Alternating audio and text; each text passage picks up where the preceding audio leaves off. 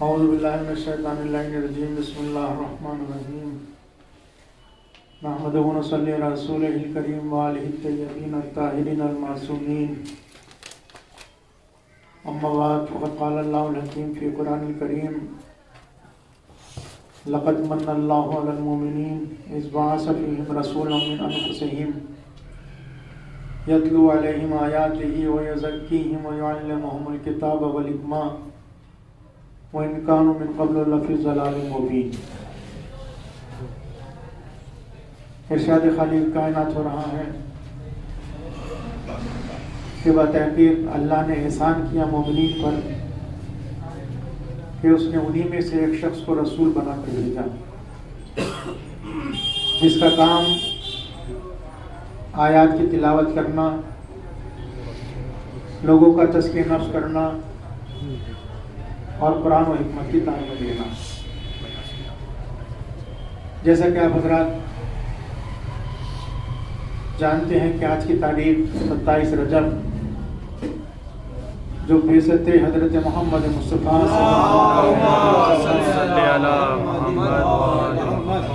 اور حضور پاک کی معراج سے منسوب ہے۔ یہ تاریخ اتنی عظیم تاریخ ہے کہ جس دن اللہ تبارک و تعالی نے اپنے حبیب کو مبعوث برسالت کیا۔ مبعوث برسالت کا مطلب کیا ہے؟ یعنی آج کے دن حضور پر سب سے پہلی وحی نازل ہوئی۔ اس سے بڑھ کر اور عظیم دن کیا ہوگا اور جشن و مسرت کا دن کیا ہوگا کہ جس دن بندے کا رابطہ ڈائریکٹ خالق سے ہوا۔ اب تک جبرائیل کے ذریعے کوئی وحی نازل نہیں ہوئی تھی۔ پہلا موقع تھا کہ جب حضور پر یہ وحی نازل ہوئی اور حضور نے اعلانیہ طور پر اس بات کا اظہار کیا کہ ان کو مبعوث برسالت کیا گیا ہے۔ بعثت نبی سے متعلق آپ دیکھیں کہ اللہ نے کیا انداز اپنایا۔ لقد من اللہ علی المؤمنین، کہ اللہ نے احسان کیا، اللہ نے احسان کیا مومنین پر کہ اس نے نبی کو بھیجا۔ یعنی بعثت نبی کو، رسول کو مبعوث کرنے کو اللہ خود نعمت قرار دے رہا ہے۔ یہ کوئی معمولی بات نہیں ہے۔ بعثت نبی خود اللہ کی نگاہ میں اتنی اہم ہے، خود الخالق کی نگاہ میں اتنی اہم ہے۔ وہ کہہ رہا ہے کہ میں نے احسان کیا مومنین پر کہ نبی کو مبعوث برسالت کیا۔ احسان کیسے کیا؟ اس دور کے حالات آپ دیکھیں کہ جس دور میں اللہ نے یہ ذمہ داری اپنے حبیب کو عطا کی، وہ دور کہ جس کو جاہلیت کا دور کہا جاتا ہے، جہاں پر انسان کا کوئی احترام نہیں، نہ کسی کی عزت، نہ کسی کا احترام، نہ کسی کا وقار، نہ حقوق کی ادائیگی، نہ عورتوں کا احترام۔ معاشرہ اتنا پست ہو چکا تھا، اتنا پست ہو چکا تھا کہ خود باپ اپنی بیٹی کو زندہ دفن کر رہا تھا۔ اس سے بڑھ کر اور کیا معاشرے کی پستی ہو سکتی ہے کہ نہ ماں باپ کا احترام، نہ انسانی قدروں کا احترام، نہ انسان کی جان کا احترام، کچھ نہیں، بالکل انسان حیوان بنا ہوا تھا۔ جو انسان اپنے خالق کو نہ پہچان رہا ہو، جو اپنے خالق کے وہ حقوق ادا نہ کر رہا ہو، وہ مخلوق کے حقوق کیسے ادا کر سکتا ہے؟ ایسے جاہل معاشرے میں کہ جہاں پر انسان اتنا پست ہو چکا ہے کہ وہ پتھروں کے آگے سر جھکا رہا ہے، وہ درختوں کے آگے سر جھکا رہا ہے، وہ دریاؤں کے آگے سر جھکا رہا ہے، اس کو یہ احساس نہیں تھا کہ سر کس کے آگے جھکایا جاتا ہے۔ وہ حیوانوں کو اپنے سے افضل سمجھ رہا تھا، وہ پتھروں کو اپنے سے افضل و اعلیٰ سمجھ رہا تھا، وہ دریاؤں کو اپنے سے بالا و بڑھتر سمجھ رہا تھا، تبھی تو ان کے آگے سر جھکا رہا تھا۔ اس دور کو کہتے ہیں دور جاہلیت، کہ خود انسان کو اپنی اہمیت کا علم نہیں تھا، اس کو یہ نہیں معلوم تھا کہ میرے کیا عظمت ہے، میرا کیا وقار ہے۔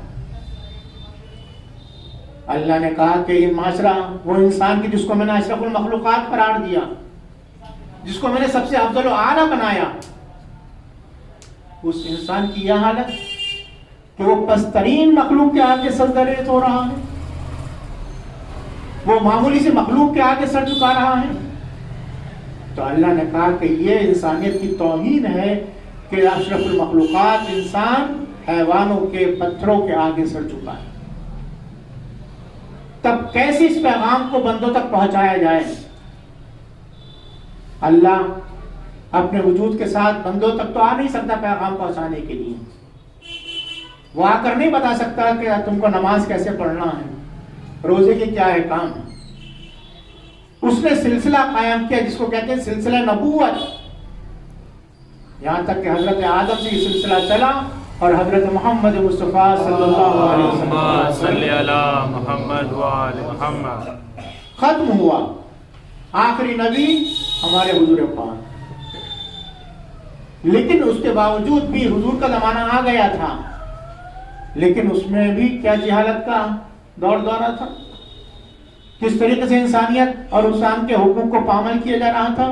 تو ایسے ماحول میں اللہ نے اپنے رسول کو مبعوث برسالت کیا، جس کو کہتے ہیں بعثت، کہ رسول کو منصب نبوت عطا کر کر ذمہ داریاں سونپی گئیں کہ آپ کو کیا کرنا ہے۔ اس لیے کہ آپ دیکھیں کتنا بڑی ذمہ داری تھی نبی پر، کہ جہاں پر ایک انسان دوسرے انسان کے خون کا پیاسا، جہاں خود اپنی عظمت کا احساس نہیں تھا، تو وہاں دوسروں کی قدروں کا احترام کیسے ہو سکتا تھا؟ ایسے سنگین دور میں، ایسے پراشور ماحول میں، ایسے جہالت کے زمانے میں اللہ نے یہ ذمہ داری کس کے سپرد کی؟ حضرت محمد مصطفیٰ صلی اللہ علیہ وسلم، جس کا تذکرہ خود قرآن اسی انداز انہی الفاظ میں کر رہا ہے کہ لقد من اللہ علی المؤمنین، ہم نے احسان کیا ہے۔ اگر ہم اپنے حبیب کو رسول بنا کر نہ بھیجتے تو پھر اسی طریقے سے انسانیت جہالت میں کروٹیں لیتی رہتی، کفر و الحاد کا دور دورہ ہوتا، بت پرستی عام ہوتی، ایک انسان دوسرے انسان کا خون بہاتا رہتا، انسان کو اپنی قدر و منزلت معلوم نہ ہوتی۔ یہ ہمارا احسان ہے کہ ہم نے انسان کو اس کی عظمت سے آشنا کر دیا۔ یہ ہمارا احسان ہے کہ ہم نے تمہارے سر کو مخلوق کے آگے سر نہیں جھکنے دیا، بلکہ اپنے آگے سر جھکانے کا حکم دیا ہے۔ یہ ہمارا احسان ہے کہ ہم نے تمہاری قدر و منزلت کو بلند کیا ہے۔ یہ ہمارا احسان ہے کہ تم کو حلال و حرام کی تمیز دی گئی ہے۔ یہ ہمارا احسان ہے کہ تم کو اچھے برے سے آگاہ کیا گیا۔ اگر ہم اپنے رسول کو مبعوث نہ کرتے، ان کو نہ بھیجتے، تو آج تم جہالت کے دریا میں کروٹیں لے رہے ہوتے۔ بس عزیزان محترم، اسی لیے اللہ نے کہا کہ لقد من اللہ علی المؤمنین، یہ اللہ نے احسان کیا۔ اب غرض بتا رہا ہے اللہ کہ ہم نے کیوں بھیجا، کہ یتلو علیہم آیاتہ، اس کا کام یہ ہے کہ لوگوں پر یہ ہماری آیات کی تلاوت کرتا ہے، وَيُزَكِّيهِمْ، اور ان کے نفسوں کو پاک کرتا ہے، وَيُعَلِّمُهُمُ الْكِتَابَ وَالْحِکْمَةَ، اور لوگوں کو کتاب اور حکمت کی تعلیم دیتا ہے۔ رسول کی ذمہ داری، سب سے پہلی ذمہ داری کیا ہے؟ کہ وہ تزکیہ نفس کرتا ہے، یزکیہم، نفسوں کو پاک کرتا ہے۔ عزیزان محترم، قرآن مجید میں اور اللہ نے جب اپنے نبی کی بعثت کے اغراض و مقاصد بیان کیے تو وہاں تعلیم کا تذکرہ بعد میں کیا، یزکیہم کا تذکرہ پہلے کیا۔ یزکیہم نفسوں کو پاک کرتا ہے، یعنی گناہوں سے دور کرتا ہے، ان کے نفسوں کو طیب و طاہر بناتا ہے۔ اور اس کے بعد کہا جا رہا ہے کہ یعلمہم الکتاب والحکمہ، تزکیہ نفس کے بعد وہ قرآن و حکمت کی تعلیم دیتا ہے۔ یہ غور طلب بات ہے کہ اللہ نے تعلیم کا تذکرہ پہلے نہیں کیا، بلکہ پہلے تزکیہ نفس کا ذکر کیا۔ کیوں؟ تزکیہ نفس، تربیت اتنی اہم مسئلہ ہے کہ جب تک انسان کا نفس پاک و پاکیزہ نہیں ہوگا، اس وقت تک اس کے دل میں علم نہیں آ سکتا۔ علم کے آنے کے لیے، چونکہ علم نور ہے، العلم نور یقذف اللہ من یشاء، علم نور ہے، تو جب نور ہے علم، تو اس پاک و پاکیزہ نور کے لیے ظرف کا طیب و طاہر ہونا ضروری ہے۔ ظرف برتن، اگر آپ چاہتے ہیں کہ جو پانی برتن میں ہے، گلاس میں ہے مثلا، تو پہلے گلاس پاک ہونا چاہیے. اگر گلاس نجس ہے اور آپ نے اس میں پاک پانی ڈال دیا تو پانی کیا حکم رکھتا ہے؟ پاک رہے گا نجس؟ نجس ہو جائے گا. کیوں؟ اس لیے کہ ظرف جو ہے نجس. اگر آپ کو پانی کو پاک رکھنا ہے تو پہلے ظرف کو طیب و طاہر رکھنا پڑے گا. تو اسی لیے اللہ کہتا ہے پہلے نفسوں کو پاک کرنا ہے، پہلے گناہوں سے طیب و طاہر کرنا ہے نفس کو، تب کہیں جا کر ان کے دلوں میں قرآن کی تعلیم آ سکتی ہے. تعلیم قرآن ایسے نہیں آتی. ایک نکتہ ہے، یہ غور طلب بات ہے. تعلیم قرآن ایسے نہیں آتی جب تک کہ انسان اپنے نفس کو گناہوں سے پاک نہیں کرتا. یزکیہم کہ وہ تزکیہ نفس کرتے ہیں. اور تزکیہ نفس اور تعلیم میں بہت فرق ہے. تعلیم دینا آسان ہے لیکن تزکیہ نفس کرانا بہت مشکل کام ہے. کیونکہ غور طلب بات ہے. تعلیم دینے کا تو مطلب یہ کہ انسان آیا کلاس میں پڑھایا چلا گیا، یہی تو ہوتا تعلیم کا طریقہ. استاد آیا، انہوں نے آ کر کلاس میں بچوں کو پڑھایا چلے گئے. اب کچھ بحث نہیں کہ کیا ہونا ہے بعد میں، کیا ہونا.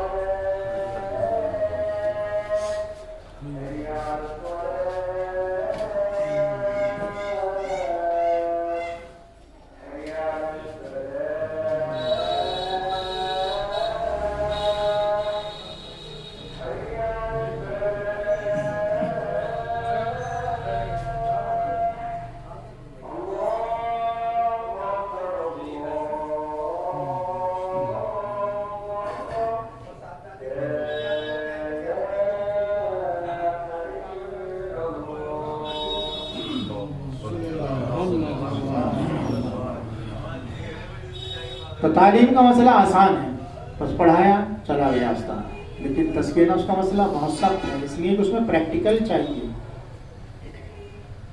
پریکٹیکلی زندگی دیکھی جاتی ہے، اس میں انسان کتنا گناہوں سے بچ رہا ہے. اللہ نے سب سے زیادہ سخت ذمہ داری رسول کی یہی قرار دی کہ پہلے ان کا کام تزکیہ نفس کرانا. کتنی سخت ذمہ داری. انسان کہہ سکتا ہے بس، لیکن ان کو پریکٹیکلی عملی زندگی میں ان کو پیش کرنا یہ بہت مشکل کام. لیکن اللہ نے ذمہ داری دی کہ تزکیہ نفس کرتا ہے، پھر اس کے بعد تعلیم دیتا ہے. تو عزیزان محترم، یہ غرض بعثت نبی ہے کہ وہ لوگوں کا تزکیہ نفس کرے، گناہوں سے بچائے، انہیں بتائے کہ حلال کیا ہے، حرام کیا ہے، اچھا کیا ہے، برا کیا ہے، جائز کیا ہے، ناجائز کیا ہے، اپنا کیا ہے، پرایا کیا ہے. یہ ہے مقصد. یہی زندگی بھر حضور نے بتایا. اب عزیزان محترم، اگر ہم آج حلال حرام جائز ناجائز اپنا پرایا سمجھ رہے ہیں تو اس کا مطلب یہ ہے کہ ہم بعثت نبی سے فائدہ اٹھا رہے ہیں. اور اگر اتنی ترقی کے باوجود بھی ہمارا شعور ختم ہو گیا، ہمارا احساس ختم ہو گیا، ہم کو یہ نہیں معلوم کہ پاک کیا ہے، نجس کیا ہے، جائز کیا ہے، ناجائز کیا ہے، حلال کیا ہے، حرام کیا ہے، تو اس کا مطلب یہ ہے کہ ہم نے بعثت نبی سے کوئی فائدہ نہیں اٹھایا. عزیزان محترم، اور اس کے بعد ہے تعلیم کا مسئلہ، کہ تعلیم دینا، قرآن اور حکمت کی تعلیم دینا. قرآن اور حکمت کی تعلیم دینا اتنا اہم مسئلہ ہے کہ یہ اللہ کے کلام کی تعلیم دینا یہ کوئی معمولی بات نہیں ہے، بلکہ اس کے لیے بھی علم کی ضرورت ہے، معرفت کی ضرورت ہے.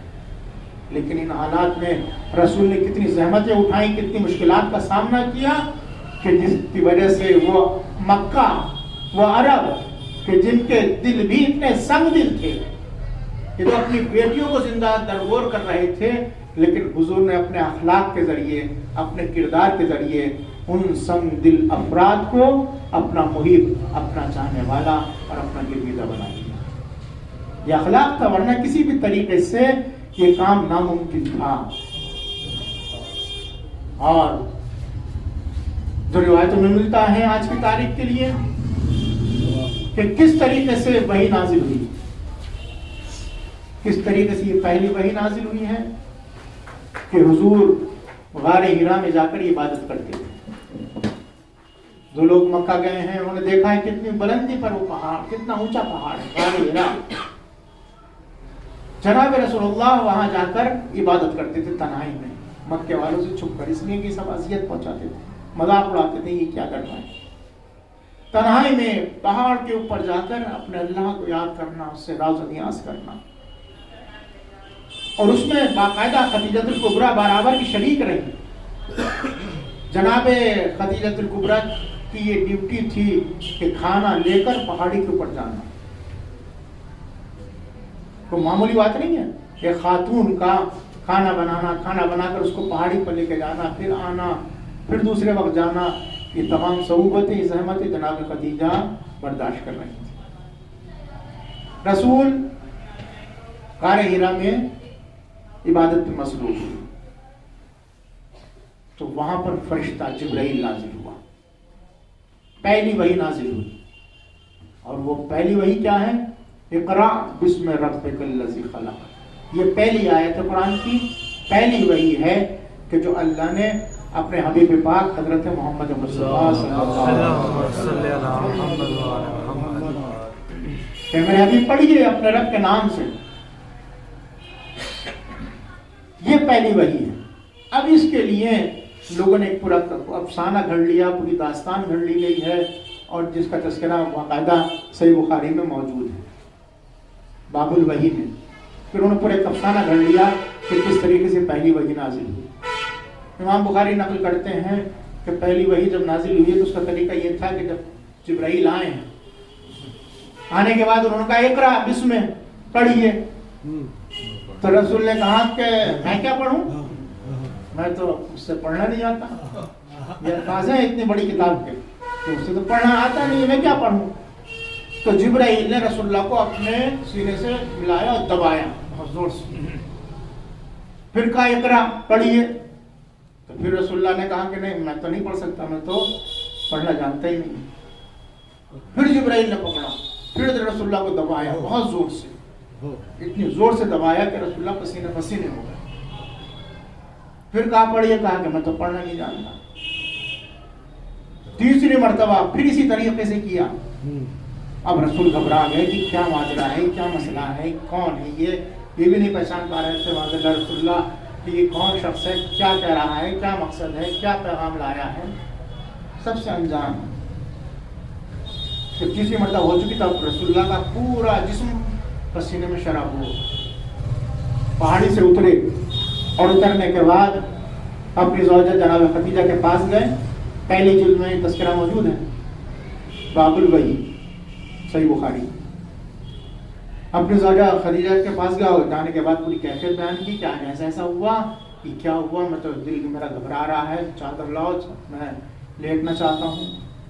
تو خدیجہ نے پوچھا کیا بات ہے، کہا کہ ایسا بولے گھبرانے کی بات نہیں ہے، کوئی اچھی خبر ملنے والی، اور زیادہ آپ پریشان نہ ہو. میرا چچا زاد بھائی ہے ورقہ بن نوفل، وہ عالم ہے، عیسائی ہے، جانکار ہے، اس کے پاس چلتے ہیں، وہ ہم کو بتائیں گے کہ کیا ہے اس کتاب میں.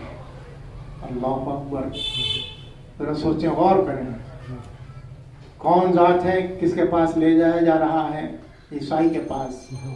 وہ بتائے گا کہ یہ ماجرا کیا ہے.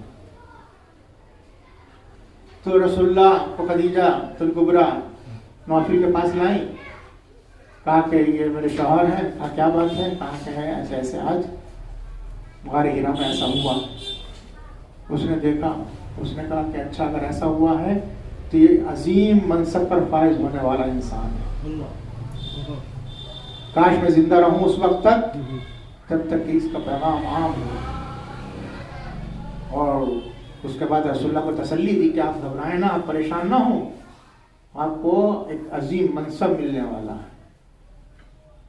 اب آپ کو سوچیے اور کیجیے کہ وہ رسول جس کے صدقے میں کائنات پیدا کی گئی ہے، جس کو اتنا عظیم ذمہ داری اللہ دے رہا ہے اور اس کو یہ نہیں معلوم کہ یہ آنے والا کون ہے، کیا پیغام لایا ہے، کیا مجھے پہچانا ہے، کیا کرنا ہے.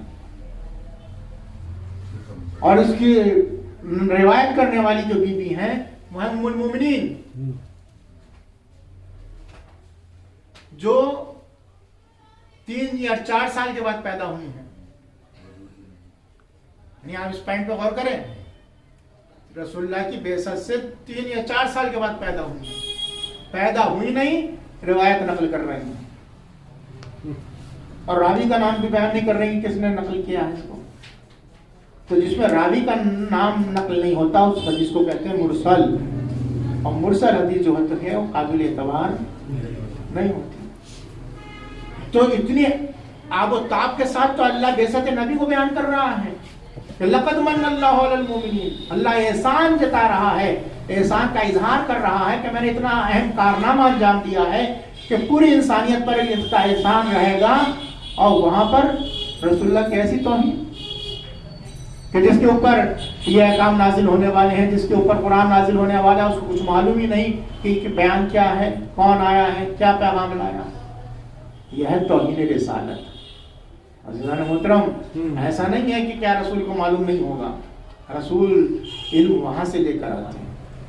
ذرا سوچئے کہ جناب عیسیٰ نے پیدا ہوتے ہی علم کا اظہار کیا. گہوارے میں تھے، جب گہوارے میں تھے قوم والوں نے اعتراض کیا تو کیا کہا جناب عیسیٰ نے؟ جب یہ 2-3 دن کے ہیں، انی عبداللہ آتانی الکتاب وجعلنی نبیّا، کہ اللہ نے مجھے نبی بنا کر بھیجا ہے، کتاب عطا کی ہے. تو عیسیٰ نبی عالم پیدا ہوں، کتاب کا علم لے کر آئیں، اور جو سردار انبیاء ہو، جو فخر انبیاء ہو، جو سید انبیاء ہو، اس کے پاس بھلا معاذ اللہ علم نہ ہوگا. یہ ہے رسالت کی توہین کرنا. عزیزان محترم، یہ ایسا ہو ہی نہیں سکتا کہ جس کے اوپر اللہ وحی نازل کر رہا ہے اس کو مقصد ہی نہ معلوم ہو کہ کس مقصد سے یہ وحی نازل کی جائے گی. تو یہ ہے بعثت نبی. اس نبی کی بعثت کو عید کا دن اسی لیے بنایا جاتا ہے تاکہ انسان کو یہ احساس ہو جائے کہ اگر یہ نبی نہ ہوتے تو آج ہم کہاں ہوتے، آج ہمارا وجود نہ ہوتا، آج ہم در در کی ٹھوکریں کھا رہے ہوتے. انسانیت کبھی ادھر سر جھکا رہی ہوتی، کبھی ادھر انسانیت سر جھکا رہی ہوتی، کوئی انسانیت کی رہنمائی کرنے والا نہ ہوتا. یہ اللہ نے احسان کیا ہے مومنین پر. اور یہی وجہ تھی کہ آج ہی کے دن کو اللہ نے معراج کے لیے بھی مخصوص کیا. اس پہ بھی آج غور کریں کہ کسی اور تاریخ میں نبی کو معراج ہو سکتی تھی. یہ 27 رجب ہی کو معراج کیوں رکھی گئی ہے؟ یہ 27 رجب کو معراج اسی لیے رکھی گئی ہے تاکہ اللہ بندوں کو یہ دکھا سکے کہ دیکھو بعثت نبی کے ذریعے میں نے انسان کو کتنی بلندی پر پہنچایا. میں نے انسان کو اس بلندی پر پہنچا دیا ہے کہ مقرب بارگاہ فرشتہ رک گیا اور انسان آگے بڑھ گیا. فرشتے کو شب معراج اللہ نے روک کر اور نبی کو آگے بڑھا کر بتا دیا کہ فرشتوں کی بلندی کی انتہا معلوم ہو سکتی ہے لیکن انسان کی بلندی کی انتہا معلوم نہیں ہو سکتی. اسی لیے کہ دیکھو انسان کتنا بلند ہے، ہم نے بلند کیا ہے انسان کو، اور یہ بلندی نبی کے ذریعے حاصل ہوئی ہے. اگر نبی نہ ہوتے تو نہ انسان اتنی بلندی پر جا سکتا تھا اور نہ انسان ہدایت یافتہ ہو سکتا تھا. معراج کا بھی جھگڑا ہے. معراج کا انکار کہ نہیں تھا، معراج جسمانی نہیں ہوئی تھی، معراج تو خواب میں دیکھی تھا. بتائیے خواب میں معراج دیکھنا کون سی فضیلت کی بات ہے؟ انسان نامعلوم کیا کیا خوابیں دیکھا کرتا ہے. تو اگر خوابوں کے ذریعے فضیلتیں مل جائیں گی تو پھر کون سا ایسا انسان ہے کہ جو با فضیلت نہ ہوگا؟ خواب میں تو انسان نامعلوم کہاں کہاں گھوما کرتا ہے. اب اگر نبی کو معراج ہو گئی تو کون سی کمال کی بات ہے. لیکن اس میں بھی ام المومنین کی روایت ہے، وہ کہتے ہیں کہ نبی تو یہی تھے میرے پاس، آج پر گئے نہیں. لیکن لوگ عقل نہیں لگاتے، غور نہیں کرتے، فکر نہیں کرتے کہ آخر معراج نبی ماننا انسان کے لیے ضروری ہے، مسلمانوں کے لیے تو ضروری ہے. کیوں؟ اس لیے کہ اللہ نے رسول کو جو نبی بنا کر بھیجا، وہ صرف کیا مکے اور مدینے کے لیے رسول بنا کر بھیجا گیا تھا؟ کیا صرف عربوں کا رسول بنا کر بھیجا گیا تھا؟ بتائیں آپ، ان کی رسالت کیا صرف عربوں تک محدود تھی یا مکے اور مدینے تک محدود تھی؟ نہیں، بلکہ رسول کی رسالت کا اعلان خود اللہ نے قرآن مجید میں کس آب و تاب کے ساتھ کیا؟ تبارک الذی نزل الفرقان علی عبدہ لیکون للعالمین نذیرا، عالمین کے لیے نذیر بنا کر بھیجا، عالمین کے لیے رحمت بنا کر بھیجا۔ تو اب اگر ہم یہ مان لیں کہ رسول کو معراج نہیں ہوئی، تو اگر کوئی اعتراض کرنے والا یہ اعتراض کرے کہ صاحب آپ کا ایک طرف تو دعویٰ یہ ہے کہ صاحب وہ عالمین کے لیے رسول بنا کر بھیجے گئے تھے اور وہ مکے اور مدینے سے باہر نہیں نکلے، رسول کہاں زندگی گزاری رسول نے؟ مکے میں یا مدینے میں؟ تو مکے مدینے سے باہر نکلے نہیں، اور آپ کا کہنا یہ ہے کہ وہ تھے عالمین کے رسول۔ تو یہ کیسے عالمین کے رسول تھے کہ جو اپنے شہر سے باہر گئے نہیں؟ اعتراض ہو سکتا ہے کہ نہیں ہو سکتا؟ چاند پر جانے والا انسان کہے کہ ہم تو چاند پر ہو آئے، ہم ستاروں پر ہو آئے، ہم کہکشاؤں پر ہو آئے، اور آپ کا رسول جس کا اتنا بڑا دعویٰ کہ میں عالمین کے لیے رسول بنا کر بھیجا گیا ہوں، وہ صرف مکے اور مدینے تک محدود۔ تو آج ہمارے پاس کیا جواب ہو؟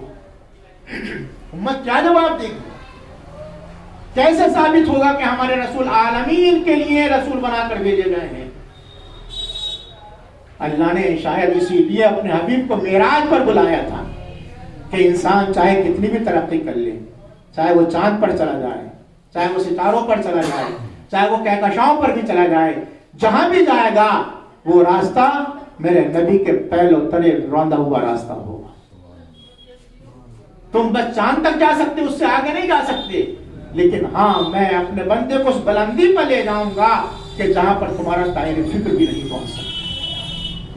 عزیزان محترم، اگر ہم معراج نبی کا انکار کر دیں تو قرآن کی آیتیں کیسے ثابت ہوں گی کہ حضور عالمین کے لیے رسول بنا کر بھیجے گئے تھے؟ وہ ذات کہ جو عالمین کے لیے رسول بنا کر بھیجی جائے گی، اس کا اختیار فرش پر بھی ہوگا، اس کا اختیار عرش پر بھی ہونا چاہیے، یہ پوری کائنات اس کے ماتحت ہونی چاہیے۔ اسی لیے رسول کو اللہ کتنی جلدی لے گیا اور کتنی جلدی لے کر آ گیا کہ بستر کی جڑ میں باقی رہی، وضو کا پانی بہتا رہا، زنجیریں در ہلتی رہی، اور اللہ کا رسول عرش اعظم سے معراج سے ہو کر فرش پر آ گیا۔ یہ سب کس لیے تھا؟ تاکہ انسان کو معلوم ہو جائے کہ یہ معمولی رسول نہیں ہے، بلکہ یہ عالمین کے لیے رسول بنا کر دیا۔ تو آج کی تاریخ یہ مناسبت یہ رکھتی ہے کہ آج ہی بعثت نبی ہے اور آج ہی معراج نبی ہے، تاکہ انسان کو اپنی بلندی کا احساس ہو جائے کہ انسان کتنا بلند ہے۔ اور اسی کے ساتھ ساتھ 28 رجب کی بھی شب لگ گئی جو امام حسین کے سفر کی شب ہے۔ امام حسین نے جو سفر کا آغاز کیا، اپنے وطن کو چھوڑا، اس کی وجہ کوئی معمولی وجہ نہیں تھی، کوئی معمولی سبب نہیں تھا۔ کوئی بھی اپنے وطن عزیز کو معمولی مقصد کے خاطر نہیں چھوڑتا، ہر انسان کو اپنے وطن سے محبت ہوا کرتی ہے۔ اور جائے کہ مدینہ جیسا شہر جہاں نانا کا روضہ ہو، جہاں ماں کی قبر ہو، جہاں ماں بھائی کی لحد ہو، ایسے محترم شہر کو حسین ابن علی کے لیے چھوڑنا کوئی مسئلہ نہیں تھا، آسان نہیں تھا یہ کام، لیکن حسین چھوڑ رہے ہیں۔ کیوں چھوڑ رہے ہیں؟ وہی مقصد جو رسول کا مقصد تھا، وہی مقصد حسین ابن علی کا ہے۔ کیا مقصد؟ اريد ان آمر بالمعروف وانہی عن المنکر، میں اس لیے جا رہا ہوں تاکہ میں لوگوں کو برائیوں سے روکوں اور اچھائیوں کا حکم دوں۔ وہ یزکیہم کا مطلب جو مقصد رسول کا تھا، یزکیہم کہ وہ لوگوں کے نفسوں کو پاک کرتے ہیں، وہ گناہوں سے بچاتے ہیں، اچھائیوں کی طرف لے کر آتے ہیں، وہی مقصد امام علی مقام کا تھا کہ میں مدینہ اس لیے چھوڑ رہا ہوں تاکہ اچھائیوں کا حکم دوں اور برائیوں کا خاتمہ کروں۔ بس عزیزان محترم، اب وقت میں گنجائش نہیں ہے، لہذا ہماری ذمہ داری یہ ہے کہ ہم رسول کے مقصد کو پورا کریں اور رسول کے ساتھ ساتھ نواسے رسول کے مقصد کو بھی پورا کریں۔ اگر معاشرے میں برائیوں کا خاتمہ ہو جائے، اچھائیوں کی حکومت ہو جائے، تو یقیناً رسول بھی ہم سے خوش ہو جائیں گے اور امام بھی ہم سے خوش ہو جائیں گے. وآخر دعوانا الحمدللہ رب العالمین. آئیے بارگاہ خدا تعالی میں دعا کرتے ہیں. پروردگارا تجھ کو محمد و آل محمد کا واسطہ ہمارے گناہوں کو معاف فرما، ہمارے والدین کے گناہوں کو معاف فرما، ہمارے محرومین پر رحمتیں نازل فرما، ہمیں جو پریشان حال ان کی پریشانیاں دور فرما، جتنے مقروضین ان کے قرضوں کو ادا فرما، جہاں جہاں بھی مومنین ان کی جان مال سے تعلق کی حفاظت فرما، پرچم اسلام کو سربلند فرما، پرچم شرک و کفر نفاق کو سنگیبو فرما، ہمارے لا امام زمانے کے ظہور میں تعجیل فرما، اور ہم کو کیا ونو سالدین فرما. صلی اللہ علیہ محمد وعلی محمد.